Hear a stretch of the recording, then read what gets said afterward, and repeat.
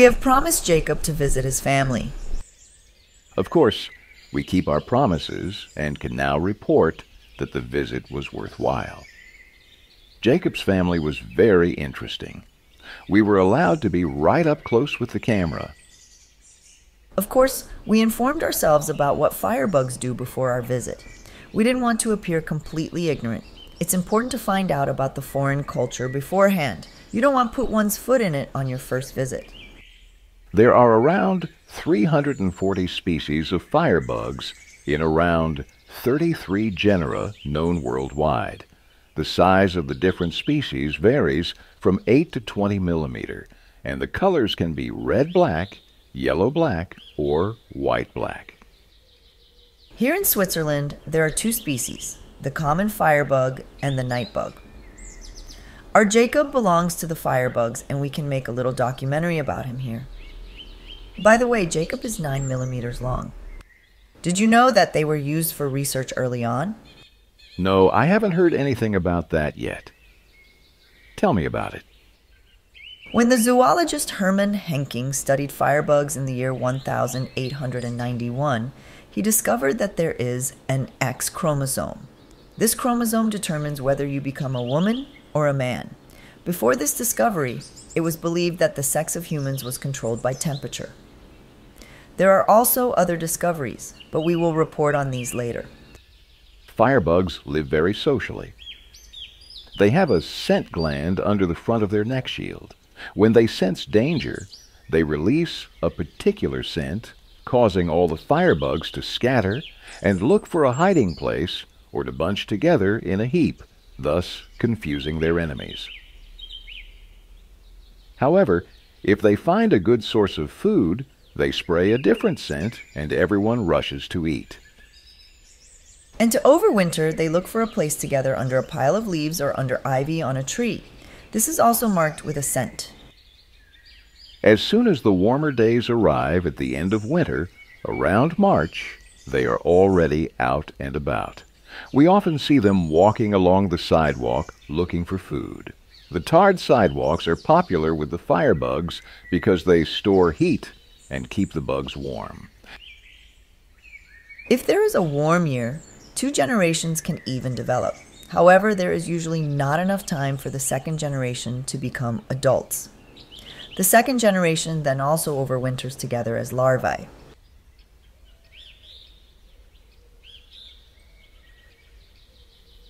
These pictures were taken in mid-March and show a group of firebug larvae, the second generation from last year. This branch and pile of leaves is fermenting.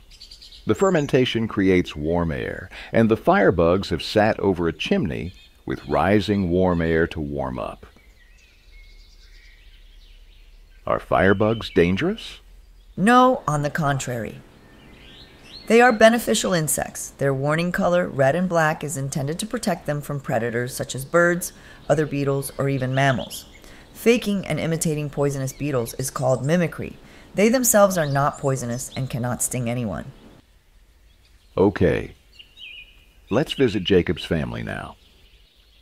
It's mating season. First, the ladies look around. Are there any good places to lay the eggs? They look under the stones and see if there are any suitable burrows. If they see that there are good opportunities, they emit a certain scent from their glands to attract the males. The scent spreads throughout the group, and now other females are also motivated to look for a den and a partner. The whole group becomes very restless. The females search frantically for a den, and the males ask each female if she is ready now. As soon as the female thinks she has found a good den, she turns her half shell upwards at the rear, and the male can dock and bond with her. However, this is not yet mating, but merely reassurance for the female that she has a suitable partner. Okay, now she has a partner. Now she continues to search for the best possible cave and simply drags the gentleman behind her.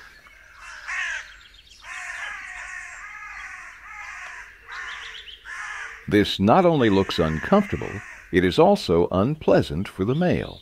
After all, his leg joints are made for running forwards, not backwards. Yes, exactly. It looks like they're pulling rope, but the male just can't walk backwards any faster. Incidentally, mosquitoes do not like the scent sprayed by the firebugs at all. They move away when they smell this scent. In other words, if you have firebugs nearby, you are much less likely to be bitten by mosquitoes. Good, right? Perfect! Ah, look, there's Jacob. He's asking a lady if she's ready to mate. The lady is very optimistic. She is confident that she will find a cave and says, "Okay, Jacob, hang on." Jacob doesn't have to think twice about it.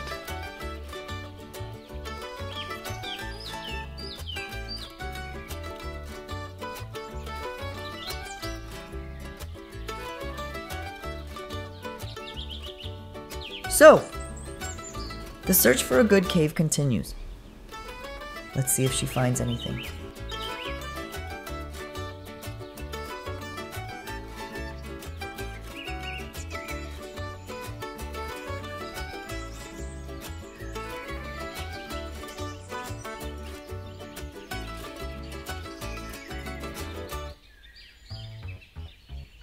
Ah! Look, they found a good cave. This is now being examined very closely.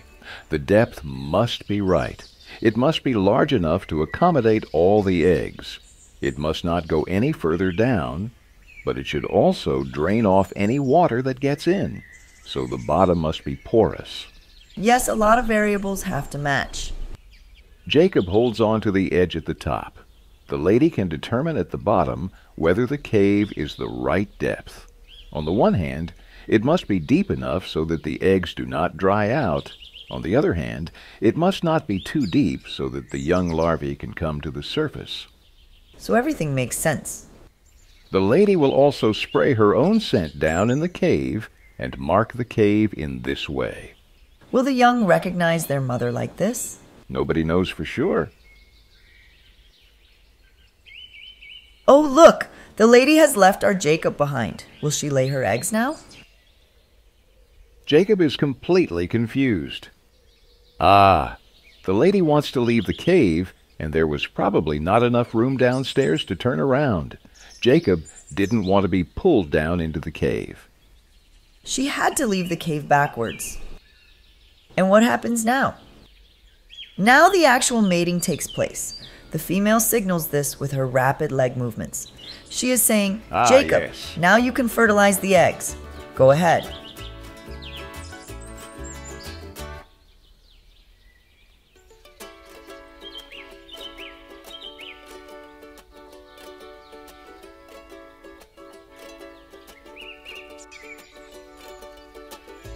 Oh, here comes another couple, and they are also interested in the cave.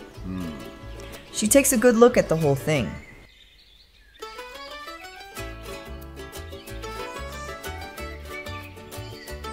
The lady does not agree with the hostile takeover. But the other pair must have noticed the scent of our pair and left the cave again. Okay, the lady and Jacob are back in their den, and now the eggs are being laid.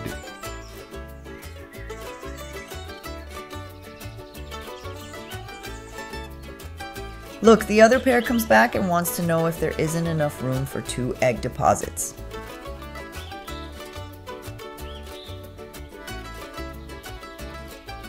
Poor Jacob gets pushed right around. But he remains steadfast.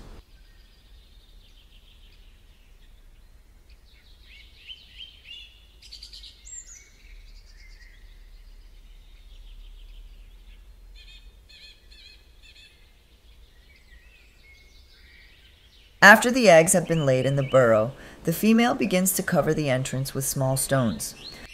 Why is she doing this? I suspect this is to prevent a second clutch of eggs in their burrow. Her scent would mix with a foreign scent, and her larvae would no longer be able to recognize her.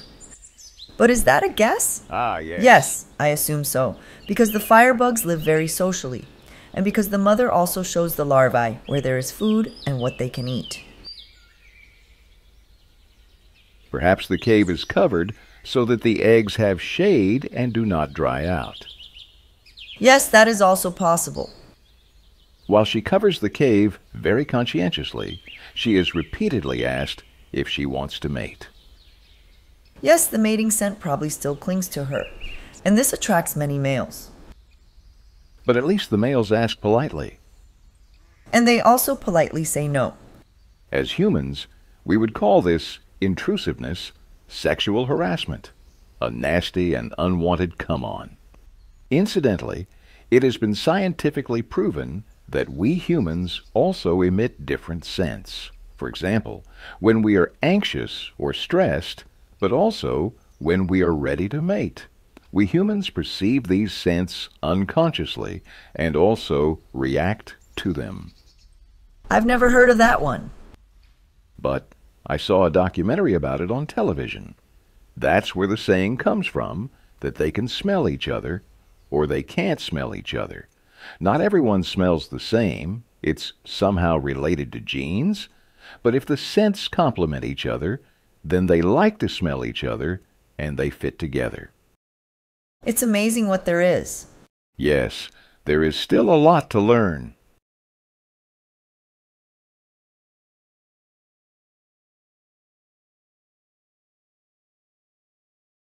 Look, our young have finally hatched. The last cub is just hurrying to its siblings. The mother has shown them where to find something to eat. It took them 2 months from laying their eggs to hatching. The eggs were laid on the 27th of March, and the young hatched on the 29th of May. When the eggs were laid, very special intestinal bacteria were also released onto each egg. After hatching, the young sucked out the eggshell and thus also took over these bacteria. Researchers from the Max Planck Institute have discovered that these intestinal bacteria form a symbiotic relationship with the firebugs. Without these special bacteria, they develop poorly and die early. The bacteria help to digest the food found in this region. The firebugs go through 5 larval stages, and each stage lasts about 2 months. What are they sucking on? This is a fallen plant seed. They now suck it out and ensure that fewer weeds grow in the garden.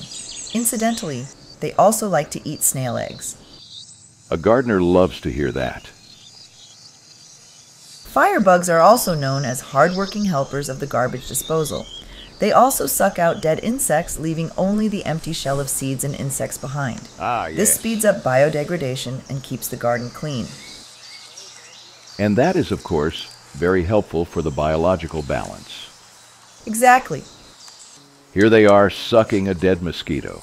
At first it was just one, but word spread quickly, and eventually there were 4 or 5 sucking. These larvae are about 2 to 3 millimeters long. So roughly at the limit of our close-up lens.